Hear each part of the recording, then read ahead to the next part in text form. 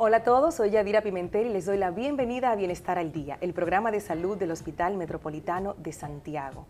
Según la Organización Mundial de la Salud, al menos el 5% de las personas en todo el mundo podemos nacer con genes característicos de los trastornos de la hemoglobina sin saberlo. Y es que cada año más de 300,000 bebés nacen con algún tipo de este trastorno y el más común, la falsemia. De la falsemia estaremos hablando hoy con la doctora Liliana Fernández, hematóloga del HOMS, que está hoy con nosotros. Bienvenida. Muy buenos días, Yadira, y a todas y todos los televidentes. Muy contenta de recibirla y de poder traer claridad a esta información. Escuchamos mucho la palabra falsemia, falsemia. Ese niño es falsémico o ella es falsémica. Pero vamos a adentrarnos a la profundidad. Hablemos de las enfermedades de células falciformes para que la gente lo entienda mejor. Sí. Se llaman así enfermedades de células falciformes porque son un grupo de enfermedades estructurales que están dadas por la mutación de los genes que codifican las cadenas de proteínas que forman la hemoglobina. La hemoglobina es una de las estructuras más importantes que tiene el glóbulo rojo de la sangre. Por ejemplo, en el caso de la anemia de célula falciforme propiamente o drepanocitosis, hay una mutación puntual en la sexta posición de la cadena beta. Un aminoácido llamado ácido glutámico es cambiado por otro aminoácido llamado valina. Esto es en el ADN de esa proteína. Esta simple razón es suficiente para que esa proteína se forme cristales tactoides, se polimerice, se hace rígida y en situaciones de mucho estrés o de baja de oxígeno en la sangre, el glóbulo rojo que tiene esa proteína en su interior se deforma, adopta la forma de hoz o de media luna y ahí vienen los fenómenos de dolor que son las llamadas crisis vasoclusivas o los fenómenos de hemólisis, de ruptura del glóbulo rojo, que son las traducciones que tiene esta anomalía estructural en la vida difícil y dura y sintomática que lleva un paciente con este tipo de enfermedades. Complejo, interesante, profundo. Sí. Qué bueno que la tengamos hoy para poder hablar de esto. ¿Y cuáles son los tipos de enfermedades que existen? Hay varios tipos. Todo el paciente, toda la persona que hereden ese gen HBB que codifica la hemoglobina falciforme o hemoglobina S, como se le llama, de la palabra sickle cell anemia en inglés. Sickle cell. Anemia de células falciformes, de ahí se le llama hemoglobina S. Este gen puede ir solo, que sería el caso de la persona que sea homocigota, que hereda el gen de uno de los padres, de cada uno de los padres. Puede ser heterocigoto también, que es lo que se le llama comúnmente rasgo falsémico, que hereda solo de uno de los padres, pero además pueden heredar genes o mutaciones para hemoglobina C, que es otro tipo de hemoglobina, y ahí usted puede tener la hemoglobinopatía SC, que tiene un comportamiento clínico diferente, o hemoglobina SD o SE, wow, o S Filadelfia, o beta-talasemia falciforme, beta-talasemia o alfa-talasemia. O sea que es un grupo de enfermedades de células falciformes. Por eso usted, Yadira, muy bien se refirió a las enfermedades de células falciformes, porque no es solamente la SS, la sickle cell anemia o anemia de células falciformes. Entonces, es un grupo grande.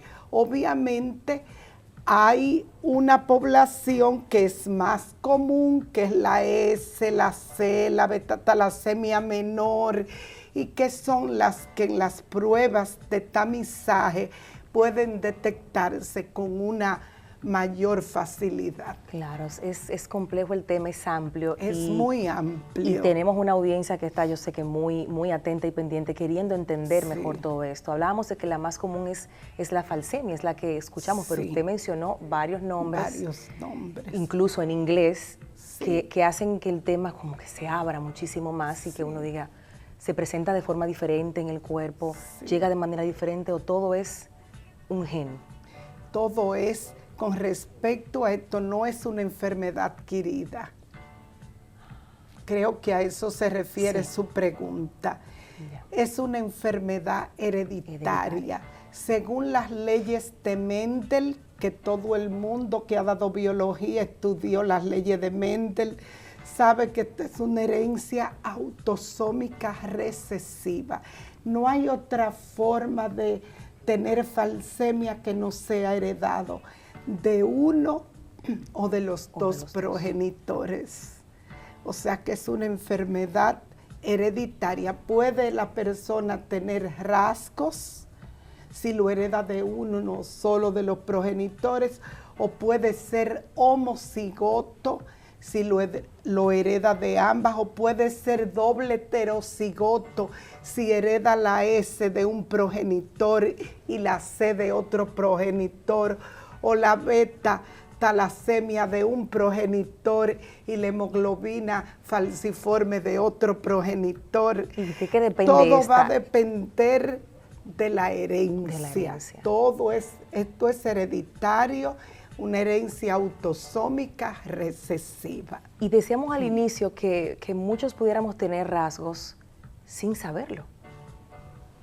Eso lo hace aún más así mismo interesante y complejo también. El rasgo falsémico realmente no se considera una enfermedad. Una persona puede vivir toda la vida con rasgos falsémicos y no presentar ningún problema clínico relacionado a la enfermedad, salvo que se exponga a condiciones de mucho estrés, como infección severa, una deshidratación marcada, etcétera, que en ese momento pudiera hipoxia, presentar dolor óseo, pudiera presentar anemia, pero ni siquiera anemia tiene que tener la persona con rasgo falsémico, va a tener un nivel de hemoglobina igual que cualquier persona que no tenga rasgos falsémicos. ¿Y cómo llegan ustedes entonces al diagnóstico con ese cuadro? Generalmente las personas llegan a la consulta por anemia para que se estudie, y en el proceso de tamizaje y de evaluación de los pacientes, uno además del hemograma ve los hematólogos, somos morfólogos, tenemos acceso a ver la sangre periférica en el microscopio, podemos detectar una celulita falciforme, y aunque sea una anemia, por ejemplo, por deficiencia de hierro, o sea, una anemia por deficiencia de B12 o tenga otra causa, en el proceso de tamizaje o de screening, uno le solicita al paciente siempre su investigación de células falciformes, y ahí puede salir en la prueba fundamental, que es la electroforesis de hemoglobina, en que el paciente puede tener un 20% de hemoglobina falciforme, hasta un 50% en los que son asintomáticos. ¿Y siempre que una persona tenga el gen lo va a pasar a sus hijos? ¿Eso es así? No siempre, no siempre. Por ejemplo, si los padres, los progenitores, hay uno portador, en cada embarazo hay un 25% de probabilidad de que uno de los hijos tenga el rasgo. Pero si es uno solo de los progenitores, si hay otro progenitor que no tiene el gen que codifica la hemoglobina falciforme, no hay posibilidad de que ese hijo tenga la anemia de células falciformes. Puede ser portador, puede tener rasgos, pero nunca va a tener la enfermedad. Ni siquiera cuando le toque formar familia. El estado homocigoto, la preocupación, que es lo que vamos a hacer un énfasis al final de un mensaje que quiero dejarle, es la herencia. Ahí está el problema. El amor es ciego. Uno no va a elegir, yo tengo rasgos, es así. Me enamoré de mi pareja, vamos a hacerle una electroforesis de hemoglobina, que es lo ideal y es lo que debe de ser, por lo menos para tener conocimiento y saber lo que se está enfrentando, pero eso no se da. A veces se sabe que los dos progenitores, que la ascendencia es portadora, porque realmente el hijo ya después de los 4 a 6 meses comienza a tener dactilitis, anemia severa, ictericia, etcétera. Qué bueno que entramos en ese punto, porque a partir de qué edad se empiezan a ver esas manifestaciones. El feto nace la mayor cantidad de hemoglobina fetal. La hemoglobina fetal tiene un efecto a nivel molecular contrario, contrarresta el efecto de polimerización que tiene la hemoglobina falciforme. Entonces el niño nace asintomático. Usted va a ver un bebé que va a nacer sin nada. En la medida en que los niveles de hemoglobina fetal vayan desapareciendo y son sustituidos por hemoglobina del adulto, hemoglobina falciforme, entonces ya esa protección falta y el niño comienza a manifestar síntomas asociados a esta alteración molecular en su hemoglobina, en la hemoglobina de su glóbulo rojo, que se vuelve falciforme y que en cada condición que lleve a hipoxia, deshidratación, infección, etcétera, eso va a favorecer el fenómeno de polimerización de la hemoglobina y todo un complejo de factores que no vamos a entrar en eso ahora, con el endotelio vascular, con la capacidad poco oxidativa de los neutrófilos.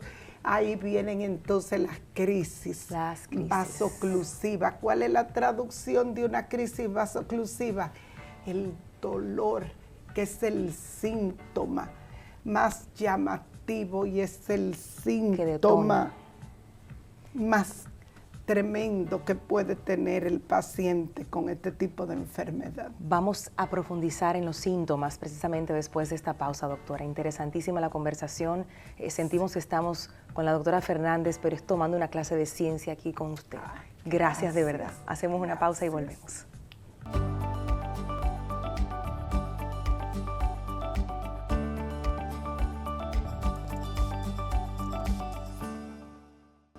Seguimos en Bienestar al Día hablando sobre la falcemia. La doctora Liliana Fernández, hematóloga del HOMS, está con nosotros explicándonos a detalle sobre esta condición tan compleja y tan interesante al mismo tiempo. Hablábamos de un síntoma del dolor, doctora, pero dolor es amplio. El dolor es el síntoma, yo diría cardinal, es el síntoma que obliga al paciente a salir de la casa y buscar ayuda médica.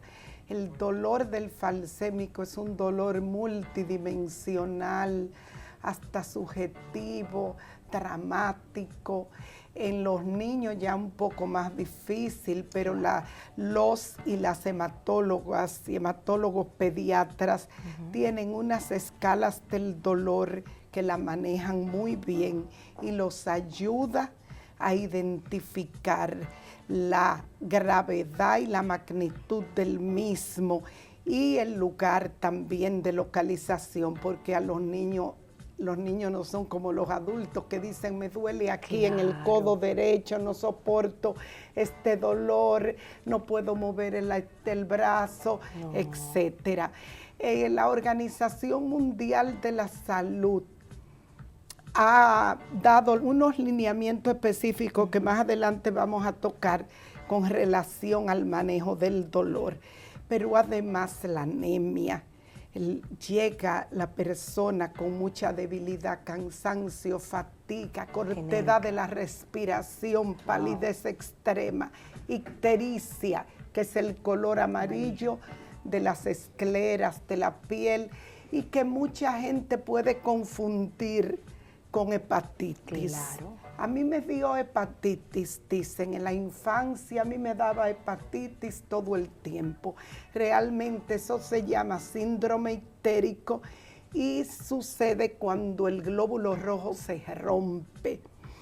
Entonces, además de la anemia y el dolor, que son de los síntomas dramáticos, estos pacientes pueden tener complicaciones cardiopulmonares, aumento de tamaño del corazón, insuficiencia cardíaca, cardiomiopatía, pueden tener complicaciones pulmonares, las neumonías a repetición, un síndrome clínico que es severo y que tiene una mortalidad muy alta, que se llama el síndrome del tórax agudo del falsémico. ¿Cómo se presenta Ese paciente se presenta con dolor en el pecho, infección, anemia severa, entre otras muchas cosas. Pero puede tener también alteraciones neurológicas como los stroke, accidentes vasculares cerebrales, pueden dar convulsiones. A nivel gastrointestinal, secuestro de la sangre en el vaso, en el hígado, les da colecistitis y colelitiasis, o sea, piedras en la vesícula y en todo el árbol biliar con mucha frecuencia. Por eso es un antecedente quirúrgico que tienen la mayoría de los falsémicos, la colecistectomía, la extirpación de la vesícula por alguna afección del árbol biliar. También afectación del tracto genitourinario, desde insuficiencia renal aguda, crónica, pielonefritis, tienen hematuria, o sea, orinan sangre, todo de manera microscópica, proteinuria, eliminan proteína más de lo que normalmente debe eliminarse. Y hay un síntoma que hacen los falsémicos también en sus genitales que se llama priapismo, que es la erección sostenida y dolorosa en grado extremo del órgano masculino, del pene. También podemos ver alteraciones del sistema musculoesquelético. Los huesos van a tener osteopenia, osteoporosis. Hay una condición que es bastante frecuente, que es la necrosis avascular de la cabeza del fémur. Y las personas, los pacientes comienzan con cojera y dolor desesperante que va a llevar a la colocación de una prótesis total de la cadera, ya sea derecha o izquierda.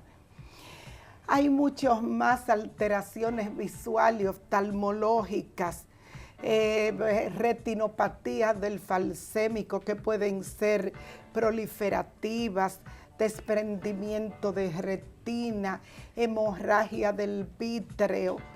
Los pacientes pueden tener afectación auditiva, llegar inclusive hasta la sordera y seguiríamos hablando y no terminaríamos. Es una enfermedad multisistémica, sin mencionar el aspecto espiritual y psicológico al que se ve sometido ese paciente toda su vida desde niño y su entorno familiar. Pero es importante que digamos a la población, después de dibujar este escenario, que hay tratamientos, sí, que hay formas, claro que la ciencia avanza, claro que y que ustedes están a disposición de Claro que sí se está avanzando en eso también.